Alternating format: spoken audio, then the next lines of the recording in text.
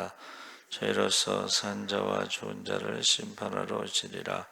성령을 믿사오며 거룩한 공예와 성도가 서로 교통하는 것과 죄를 사하여 주시는 것과 몸이 다시 사는 것과 영원히 사는 것을 믿사옵나이다. 아멘.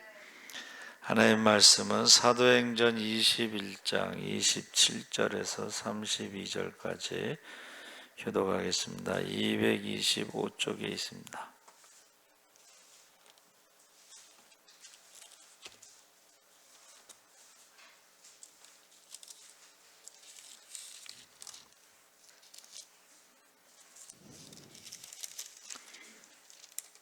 (21장) 27절에서 32절까지 한 절씩 교독하겠습니다. 그 이래가 거의 참에 아시아로부터 온 유대인들이 성전에서 바울을 보고 모든 무리를 충동하여 그를 붙들고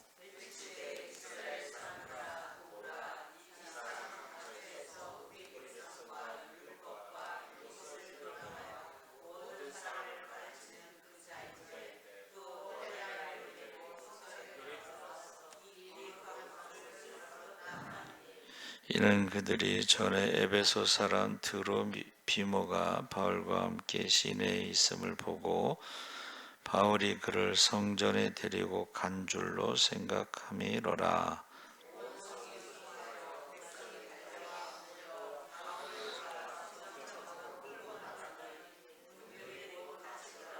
그들이 그를 죽이려 할 때에 온 예루살렘이 요란하다는 소문이 군대의 천부장에게 들리매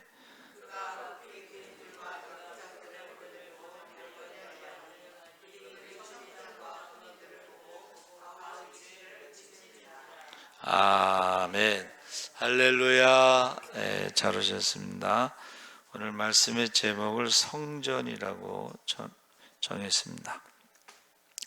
본문이 사도 바울이 예루살렘에서 결박당하는 모습을 우리에게 증거하는데 그 이래가 거의 참회라는 표현은 이날은 바울이 야고보와 장로들의 권면을 따라 나시린을 서약한 4명과 함께 성전에 들어가 그들을 위해 각종 희생 제물의 비용을 치러주고 그들의 희생 제사에 참여함으로써 자신이 얼마나 철저하고 경건한 유대인인가를 결정적으로 보여주는 날인데, 다시 말하면 이제 예배를 드리러 왔는데 그 예배 드린 것을 꼬투리를 잡아서 지금 사울을 잡았다는 것입니다.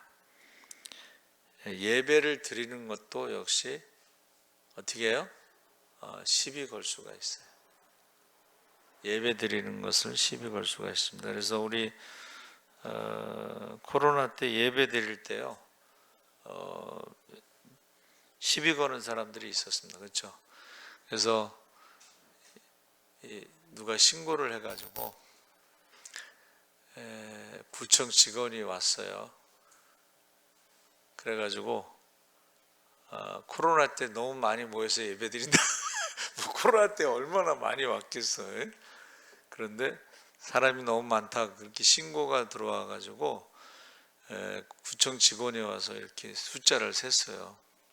2층도 쉬고 3층도 쉬고. 근데 그 전에는 전화가 왔어요. 그래서 전화로는 우리가 2층에서도 예배드리고 3층에서도 예배드리고 이렇게 나눠서 드린다 그랬더니 그럼 괜찮습니다 이렇게 했는데 누가 신고를 해서 온 거예요. 그 다음에 또 신고가 들어갔는데 이번에는 경찰관이 직원하고 같이 왔어요. 그래서 제가 뭐라 그러냐면 교회 다니시냐고 물어봤어요. 경찰관이 자기도 교회 다니는데 신고가 들어와서 교회도 못 가고 지금 여기 왔다는 거예요. 뭐 미안하기도 하지만 예배드리는 것을, 그래서 헌법에 보장된 건데 예배드리는 것을 직원이 와서 숫자 세고 경찰관이 오고 그런 일이 있었습니다.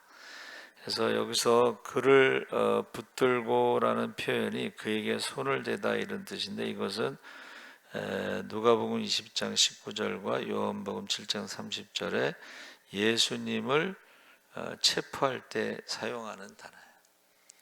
그러니까 이것은 손을 댄다, 붙들다, 이 말은 체포했다는 뜻입니다. 사도행전 5장 18절 21절에도 사용되는데, 이것은 예수님이 당하신 고난을 그들의 사도들도 받았을 뿐만 아니라, 그러니까 사도들도 체포됐죠. 근데 사도들이 체포된 것은 이제 나면서부터 걷지 못하는 자를 고쳐서 체포당한 거예요. 그렇죠? 그래서 그들이 이제 일단은 이제 그들에게서 이제 풀려나긴 했지만은 그 매를 맞았어요. 근데 사도들이 기뻐했다 그랬어요. 우리가 주를 위해서 핍박당하는 거, 매 맞는 거, 고난당하는 것을 기뻐했다 그랬습니다.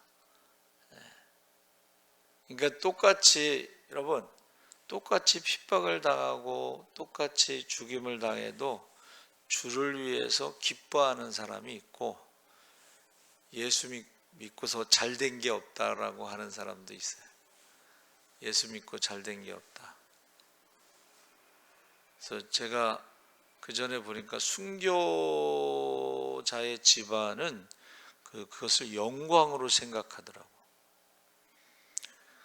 우리 그 손영한 목사님 두 아들, 그리고 손영한 목사님도 순교해서 삼부자 묘가 있어요. 삼부자 묘가 있고 그 앞에 이제 기념관이 있습니다. 그래서 거기에 보면 이제 손 목사님이 감사에 대해서 글을 썼죠.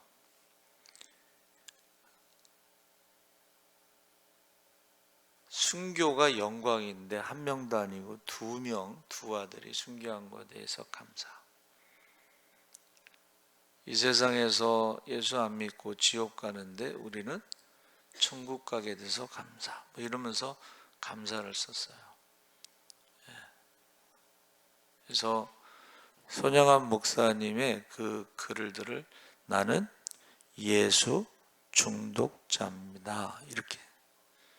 중독자.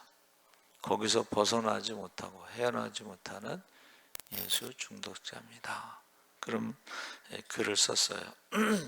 그래서 지금 아시아에서 온 유대인들이 바울에게 손을 대며 바울에 대해 두 가지 주장을 펼치는데, 첫째는 바울이 유대인과 율법과 성전을 비방하여 모든 사람을 가르친다. 그래서 유대인의 정체성을 결정하는 근본 요소가 율법, 성전을 대적한다고 주장하는 것입니다.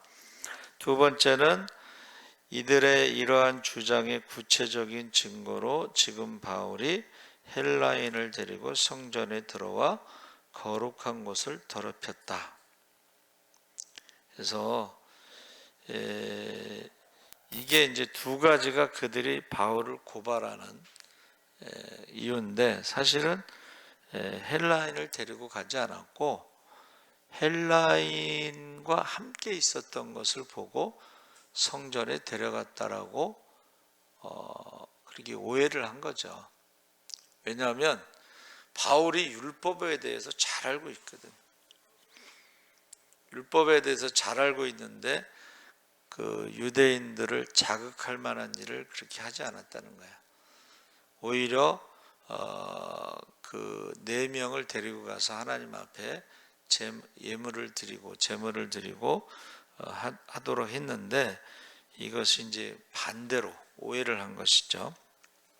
그래서 지금 이방인의 뜰에서 여인의 뜰로 넘어가는 곳에 분명히 경계의 벽에 있었을 텐데, 이방인의 출입을 엄정하게 금하는 경고문이 일정한 간격으로 기록되어 있었는데, 요세푸스에 따르면 이 경고문은 헬라어로 쓰여져 있다는 것입니다. 거기 헬라어로 어떤 외국인도 성전과 주변에 둘러싸여 있는 경계의 울타리를 넘어서 들어가지 못한다. 넘어가다 붙잡히는 자는 누구든지 이로 인해 빚어지는 죽음의 개인적인 책임을 져야 할 것이다. 그러니까 이 헬라인들이 헬라어로 쓰여진 경고문을 계속 붙어 있는 것을 모르고 들어갔을 리도 없고, 그리고 알고 들어갔을 리도 없고, 그래서 이러한 것에 대해서 지금 심각한 상황이 벌어진 거죠.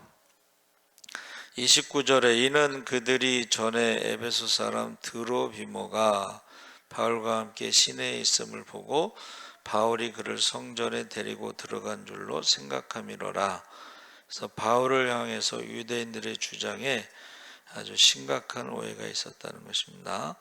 그것은 결코 바울이 이방인을 데리고 이스라엘을 뜰까지 들어온 것이 아니라 나시린 서약을 한 경건한 유대인 4명과 함께 온 것이고, 아시아에서 온 유대인들은 그들을 에베소 사람 드로비모로 오해했다는 것입니다.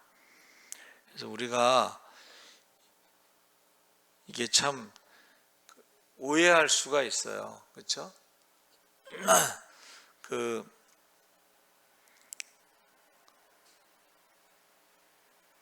어떤 분이 이제 이렇게 차 타고 지나가면서 이렇게 봤는데 목사님이 이렇게 담배를 이렇게 물고 있더라는 거예요. 나중에 알고 보니까 이게 담배가 아니고 모나미 볼펜을 이렇게 손에 쥐고 있는데 그걸 담배로 보였다는 거예요. 오해할 수 있죠. 누명 쓸 수가 있습니다. 그렇죠? 그 전에 어느 목사님이 시골에서 목회를 참 열심히 하시는데, 젊은 과부가 아기를 가졌는데 아버지가 누구냐 그랬더니 얼떨결에 목사님이라고 한 거예요. 난리가 났어요. 그래가지고 목사님한테 물어본 거예요. 이제 아니라고만 대답하면 되는데 또 목사님이 아무 말도 안 한 거야. 왜냐하면 아니라고 하면 그 젊은 과부가 이제 맞아 죽게 생겼거든. 옛날에 집안들이 있잖아요. 그러니까 아니라고 하면 맞아 죽게 생겼고, 그렇다고 하면은 이게 목사님이 맞아 죽게 생겼고, 그래가지고 이제 대답을 안 하니까는 결국 대답을 안 해서 쫓겨난 거예요. 그래서 이제 목사님이 기도원에 가서 이제 계셨는데, 이제 아기를 낳았는데 아기가 목사님을 안 닮았어. 이제 아기를 낳고 나서 이제 나중에 젊은 과부가 솔직하게 목사님이 아닌데 자기가 맞아 죽을까봐 이제 목사님이라고 했다. 그래가지고 이제 장로님들이 가서 목사님한테 잘못했다고 그러고 다시 교회에 와서 목회를 하셨다, 이제 그런 얘기가 있어요. 예? 예? 여러분, 이게요, 오해, 우리가 잘못 볼 수도 있고 잘못 생각할 수도 있고 그래요. 또 무슨 일이 있냐면 그 조울증이나 이런 우리 병이 있는 사람들이요, 환청이 들린다는 거야. 그러니까 자기 귀에는 그게 들린 거야, 쉽게 말하면. 예? 그래가지고 막 싸우는 거지. 근데 말을 한 적이 없는데 그 사람은 그게 들린 거야. 그래가지고 자기한테 욕했다고. 우리 기철이 형제가 저 이제 밥 먹는데 갑자기 이렇게 쳐다보면서 욕하지 말라고 그러면서 에이 내가 참는다. 이제 저는 그걸 알잖아요. 근데 그 기철이 형제 아버님이 돌아가셔서 우리가 문상을 갔어요. 그때 형이 그러는 거야. 기철이가 교회 갔는데 누가 욕을 했다고 그렇게 말했다는 거야. 그러니까 형은 걔 말을 또 믿는 거야. 그래서 제가 아니 저하고 같이 항상 밥을 먹는데 밥 먹다 말고 이렇게 쳐다보면서 어이구 내가 참는다 그러면서 욕하지 말라고 그런 말을 한다고 그랬더니 오해가 풀린 것 같아요. 예, 그러니까 우리가 잘못 들을 수도 있고 잘못 풀 수도 있다 하는 것을 지금 말하는데, 이 오해가 얼마나 심각했냐면 31절 32절에 그들이 그를 죽이려 할 때에 뭐라고 헬라어로 뭐라고 써 있어? 이방인들이 여기를 넘어가면 그의 죽음에 대해서 자기가 책임져야 된다. 근데 사실은 바울이 그 이방인을 데리고 들어갔다라고 오해를 한 거예요 지금. 그래가지고 온 예루살렘이 요란하다는 소문이 군대의 천부장에게 들림에 그가 급히 군인들과 백부장들을 거느리고 달려 내려가니 그들이 천부장과 군인들을 보고 바울 치기를 그치는지라. 지금 죽이려고 때리고 있다는 거예요. 그 사람들 유대인들은 항상 어떻게 해요? 돌로 쳐서 죽이죠.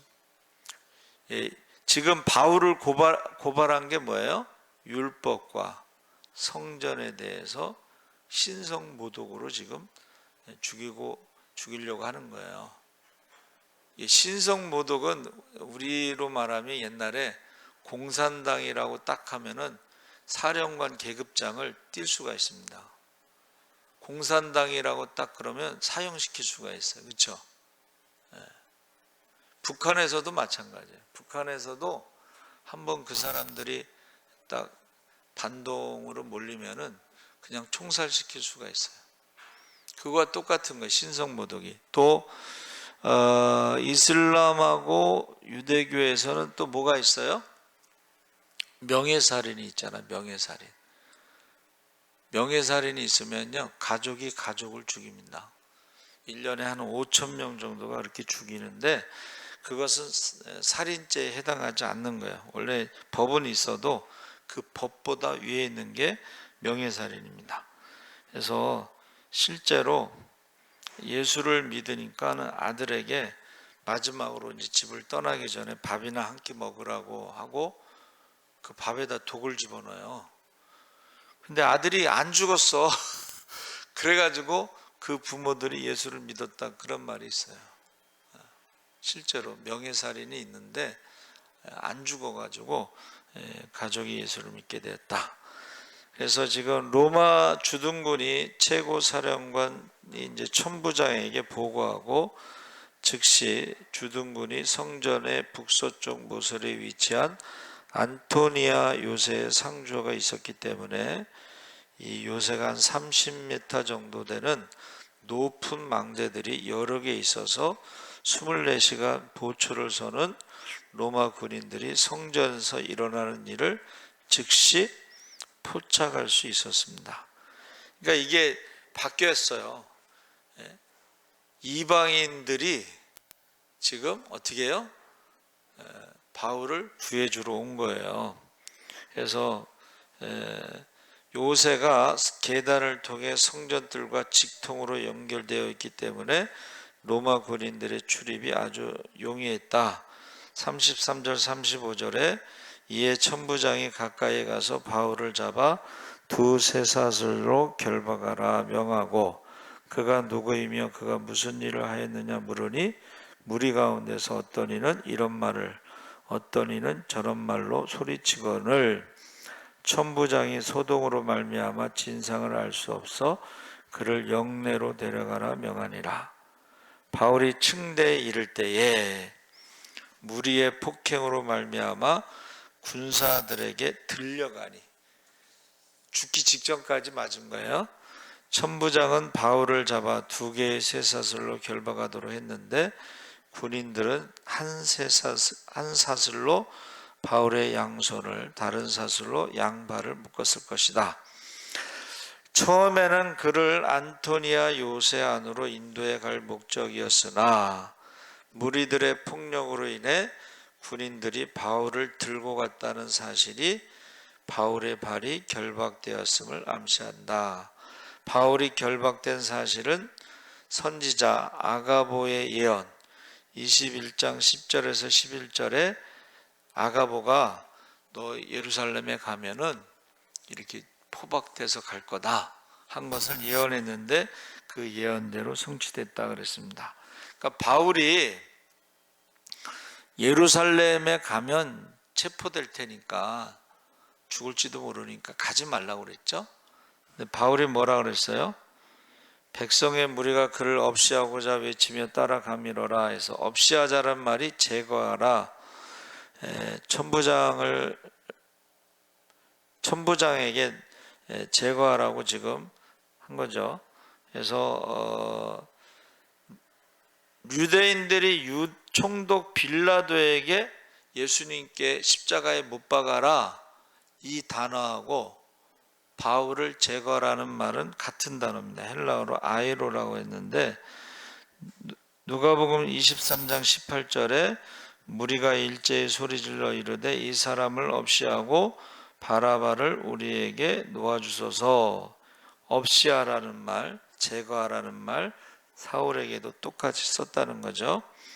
그래서 바울이요 예수님처럼 고난받고 있었음을 이제 보여주고 있는 거죠. 평생 예수님의 이름과 하나 되어 그의 이름만을 위해 살았던 바울이 이제 예수님과 하나 되어 고난받고 있음을 우리가 주목할 필요가 있는데 쇠사슬에 매어 끌려가고 뒤에 따른 무리는 그를 제거하라. 여기서 중요한 게 뭐냐면 바울은 주님의 이름을 위한 고난도 자신의 사명임을 망각하지 않았다는 거예요.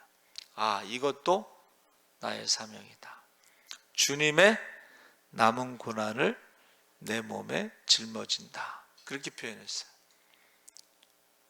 주님 가신 길을, 십자가의 길을 우리도 따라가면 그 고난도 받을 것이라는 거예요. 근데 그것은 우리가 그 십자가의 길이 영광의 길이고 생명의 길이고 부활의 길이고 할렐루야.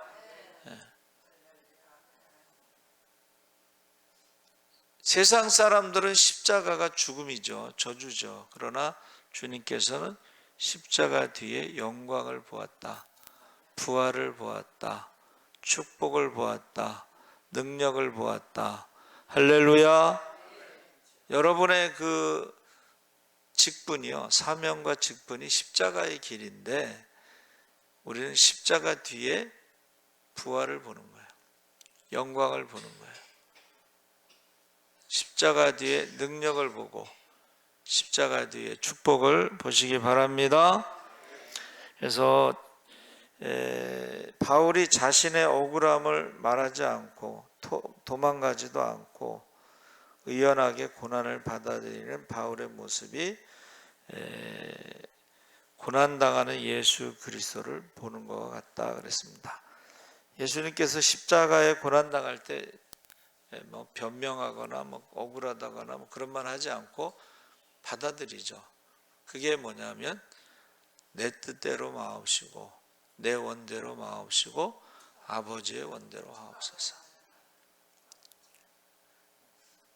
그래서 그 전에 선배 목사님들, 1세대 목사님들은 그걸 당연하게 받아들인 거예요. 그런데 요즘에는 당연하게 받아들이지 않고 신학교 가서 졸업을 해도 목회를 안 하려고 그래. 또 개척을 안 하려고 그래.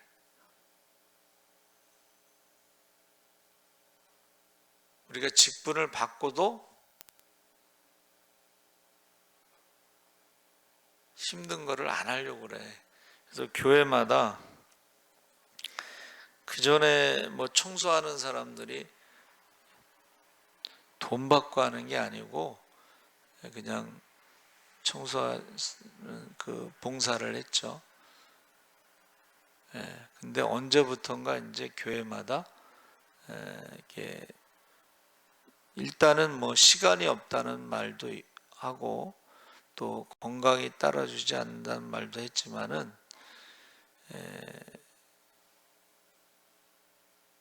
반대로 그전에는요, 건강이 안 좋은 사람이 봉사를 할 때 건강이 회복됐다는 거예요.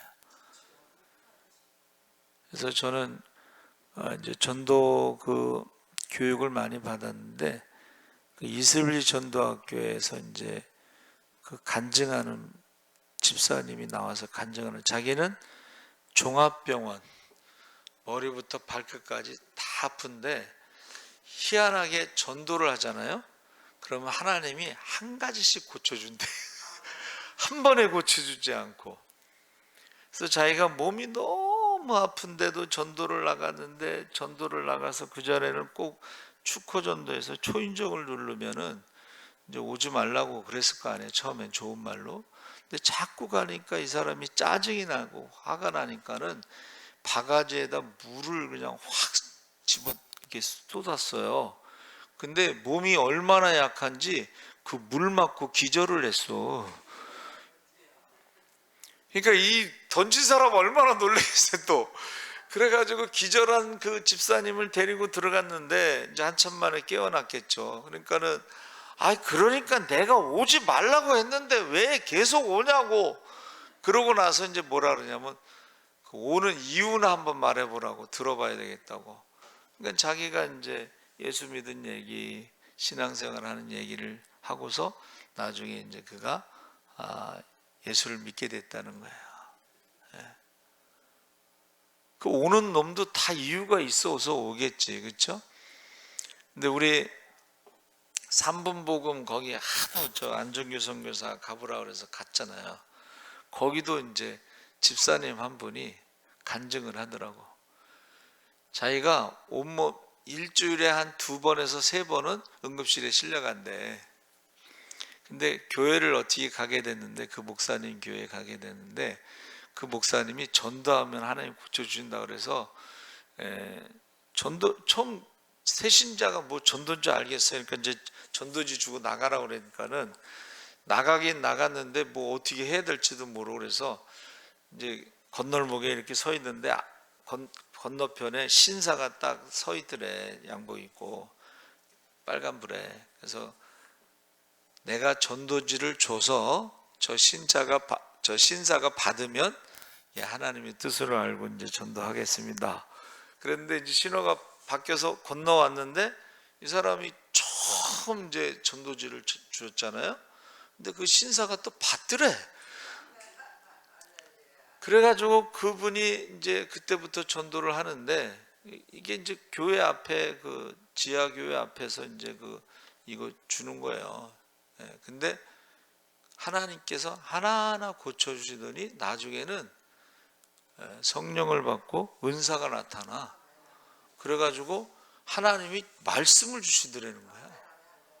그래가지고 그 삼분복음 세미나 끝나고 그 집사님이 나와서 목사님들한테 말씀을 주는 거야. 성경 말씀을. 나 그런 경험은 처음 해봤어요. 그리고 그 교회에서 하는 프로그램 중에 하나가 성령 받는 프로그램이 있는데, 어떻게 받냐면은 이렇게 양쪽으로 사람들이 쭉 서 있으면 한 명이 딱 그 터널을 지나가는 거예요. 그러면 딱 서 있으면 4명이 기도를 한대요. 그 다음 사람 4명이 또 기도하고. 그러니까 그 터널을 지나가면서 20명이면 한 5번 정도 이렇게 기도하고 넘어가잖아요. 그러면 그 사람이 성령 충만함을 받고 은사도 나타나고 방언도 하고 그런 체험이 있나 봐.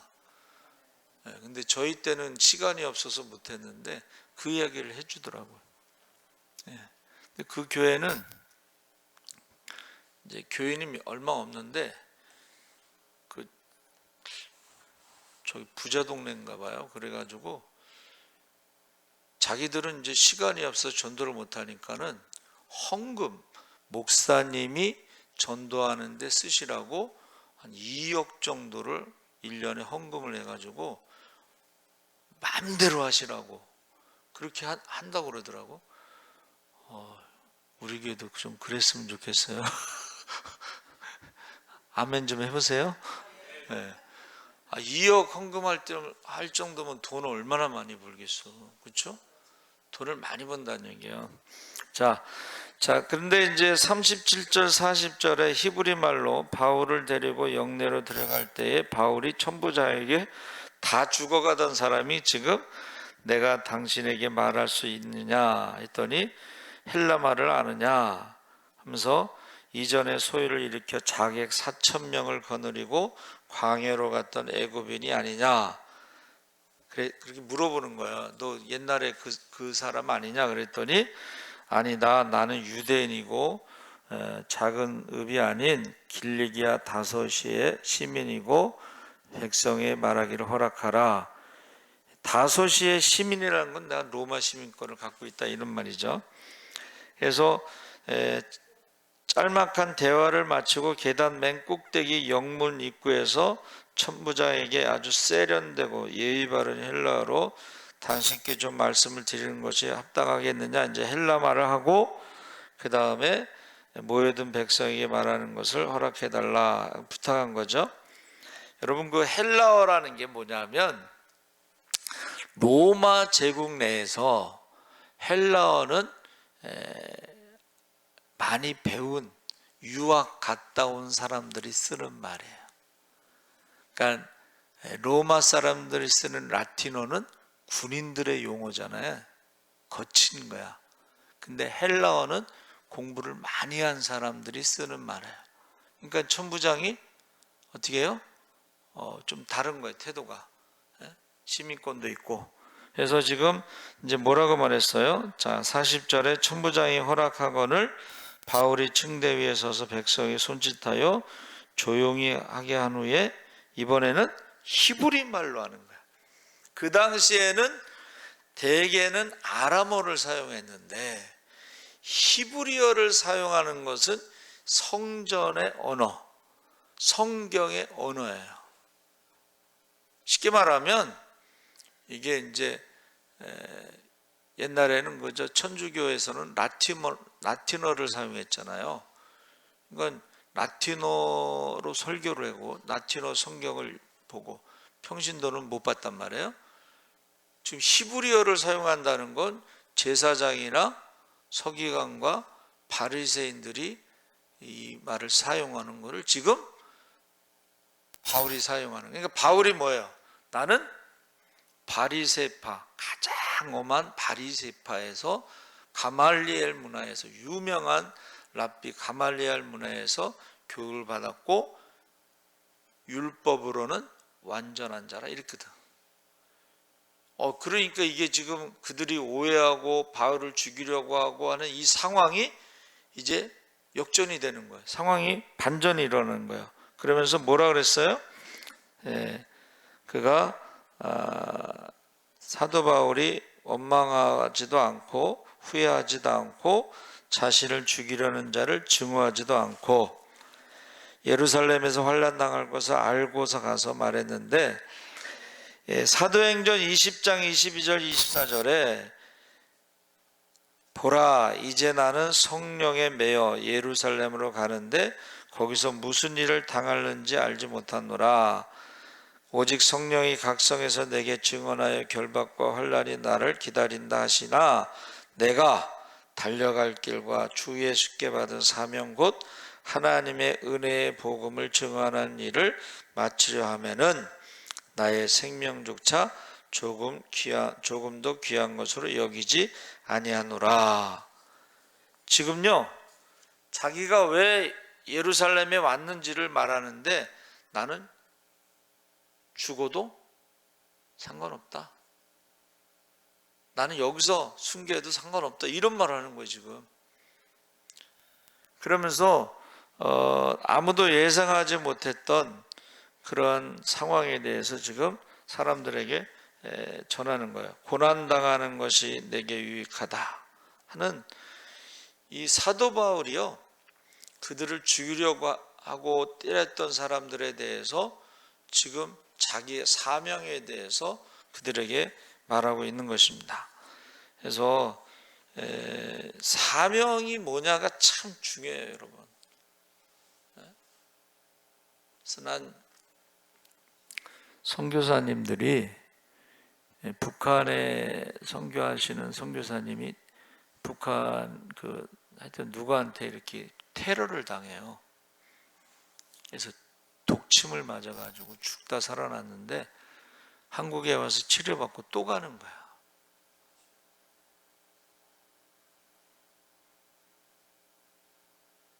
그 사명이 그렇게 무서워요. 선교사님들 중에 그렇잖아요. 거기 코로나나 이런 때에 치료를 제대로 못 받습니다. 그리고 거기서 뭐 암이 걸린다든가 그러면 그 아프리카나 이런 데서 무슨 치료를 제대로 받겠어요? 그런데 한국에 와서 치료받고 또 가. 근데 암이라고 하는 건요, 몸이 약해져서 생긴 것은 재발할 가능성이 높아요. 몸이 이렇게 건강하지 않은 상태에서는 재발할 가능성이 높습니다. 그래서 목사님들이 치료받고 가잖아요. 그럼 대부분 재발해서 죽어요.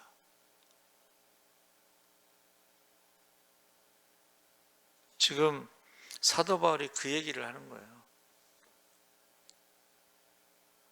달려갈 길 다 가고 믿음을 지켰을 때에 나에게 의의 면류관이 있을 것이다. 그래서 제가 그냥 말씀 준비할 때 성전이란 말이 계속 나와서 이제 성전에 대해서 찾아봤는데, 이 성전이란 말이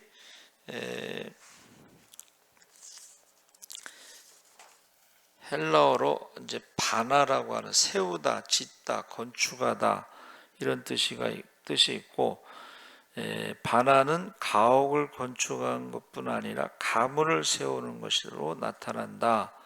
또 자손을 가지고 번성케 하다 이런 뜻이다 그랬어요. 그래서 바나에서 나온 것이 이제 바이트 성전인데, 이 성전은 집이라는 뜻도 있고 또 왕의 궁궐이라는, 대궐이라는 뜻도 있습니다. 대궐에는 누가 살아요? 왕이 살잖아요. 그렇죠? 그러니까 성전에는 누가 살아요?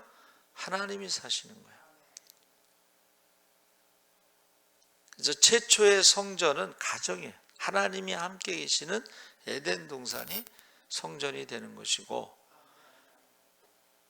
지금의 성전은 성령이 계신 곳이 성전이에요. 성령이 임하시면 권능을 받고 하나님의 자녀들이 있는 곳이 성전이에요. 하나님의 자녀들이 기도하는 사람들이 있는 곳이 성전이에요. 가정에서 기도하면 가정이 성전이 되는 것이고, 교회에서 기도하면 교회가 성전이 되는 것이에요. 그런데 안 믿는 사람들이 볼 때는 코로나 때 무슨 예배드리냐, 코로나 때 무슨 전도하느냐, 이렇게 오해하는 사람들이 있는데, 하나님이 계신 곳에 예수님께서 뭐라고 말씀하셨어요? 내 아버지 집에 내가 있어야 할 줄을 물으셨나이까. 그래서 성전이라는 말은 세우다라는 뜻이 있는데, 가정을 세우고 자손이 번성하는 것도 있고, 그것은 집도 되지만 성전도 되고, 그래서 이 바이트라고 하는 것이요, 권능의 집 그리고 십자가의 집이 되는 거예요. 전능하신 하나님의 집, 십자가의 집, 충성과 섬김과 순종의 집. 그래서 가정과 성전은 같은 단어인데, 에덴 동산에 하나님이 함께 하시는 가정, 교회에 성령이 함께 하시는 곳, 공통점이 뭐냐면 십자가, 순종, 섬김이 하나님의 나라가 되는 거예요. 여러분, 제가 요새 여러분들을 위해서 기도할 때 기도가 좀 바뀌었어요. 말씀 충만, 성령 충만, 기적과 축복의 주인공, 많은 사람을 살리고 섬기고 남음이 있게 하여 주시옵소서. 왜 기도가 바뀌었냐면, 왜 코로나 때 한국교회가 이렇게 무너졌을까? 말씀이 없으면 무너진다는 거예요. 말씀이 없으면, 그래서 말씀 충만. 또 하나는 뭐예요? 성령 충만이 없으면 무너지더라는 거예요. 신앙이 기도하지 않으면 무너지고 말씀 충만하지 않으면 무너지고. 그래서 말씀 충만, 성령 충만이 있어야지 우리의 신앙이 무너지지 않는다는 거예요. 하나님을 사랑하고 말씀에 순종함으로 성경에 나오는 모든 축복의 주인공이 되시기 바랍니다. 기도하고 성령 충만해서 권능을 받아 우리가 섬김으로 열매를 많이 맺으시기 바랍니다. 그래서 우리 믿음이 살아있다는 것은 말씀이 충만하고 하나님을 사랑하고 순종할 때의 축복이 살아있어야 돼. 그리고 우리의 믿음이 살아있다는 것은 성령 충만해서 권능을 받아서 섬김으로 전도의 열매를 많이 맺으셔야 돼. 기적의 주인공이 되시기 바랍니다. 말씀이 없는 신앙생활 무너집니다.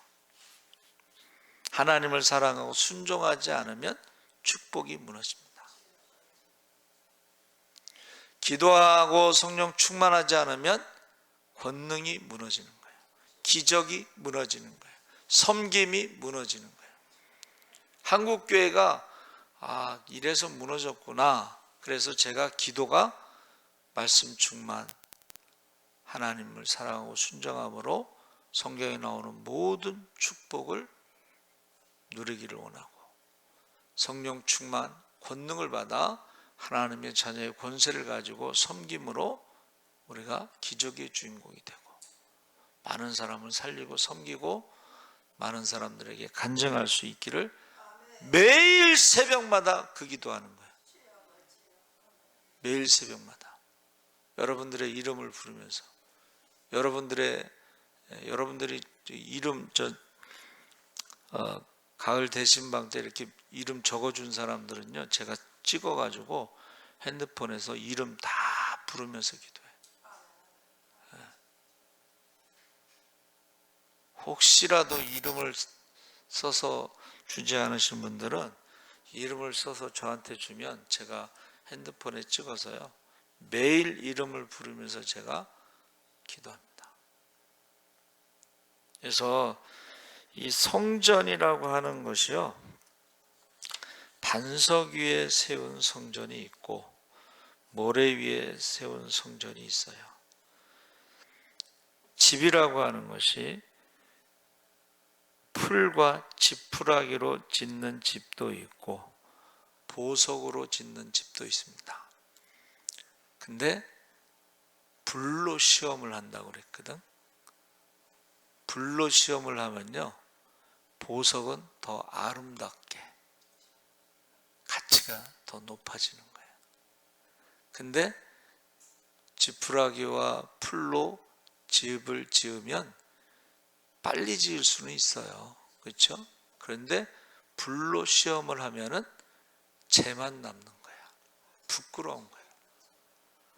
우리가 신앙생활 할 때요, 너무 쉽게 대강대강 그렇게 하면 안 돼요. 불 같은 시험이 오면 그때 이제 나타나는 거예요. 진가가. 평소에 기도하는 사람, 기도하지 않는 사람. 지금요, 예배를 안 드리면서 믿음을 잃어버리고 기도를 안 하면서 기도하는 걸 몰라. 회개 기도를 어떻게 해야 될지 몰라. 성령이 충만함이 뭔지 몰라요. 성령이 뭔지 모르는 사람 많습니다. 그렇죠? 근데 이것을 회복하려면 우리가 성령 받을 때는 이제 회개하고 기도 많이 할 때 이제 성령 받는 경우도 있고, 찬송을 많이 할 때도 성령 받는 경우도 있습니다. 그러면 기도는 못하더라도 찬송은 할 수 있잖아. 성령 충만함 받을 때까지 찬송은 할 수 있습니다. 그래서 어느 교회는 1년에 한 번은 24시간 찬송하는 교회도 있고, 어느 교회는 36시간을 뭐 기도한다 그러는데 그게 릴레이 기도인지 아니면 같이 교회에서 하는 건지 모르겠지만 찬송하는 건 제가 정확한 거예요. 24시간, 1년에 한 번 24시간 찬송하는데, 여러분 찬송을 24시간 하는 거 쉽지 않지만 24시간 찬송하는 이유가 뭐예요? 성령 충만함을 경험한다는 거예요. 성령 충만함을. 그러니까 기도원에 가서 우리가 찬송하고 기도원에 가서 막 기도 많이 하잖아요. 그렇죠? 왜 그렇게 하겠어요? 성령 충만함을, 성령의 불을 경험하는 거예요. 그래서 성령 충만하고 성령의 불을 경험한 사람들이 병 고침을 경험하는 거예요. 할렐루야. 그래서 여러분 지금 사도 바울이 말하는 게 뭐냐면, 내가 사명이 있어서 성전에 왔다. 사명. 그것을 지금 말하고 싶어서 온 거예요. 저와 여러분도 사명을 잊어버리면 안 돼. 왜 목사가 됐느냐? 전도하려고 목사 된 거예요. 예수님도 전도하러 왔다고 그랬으면 우리도 전도하려고 목사가 돼야지. 전도해서 데리고 온 사람들 상처 줘서 내보내는 사람 이해할 수가 없어요. 사명이 뭔지 몰라.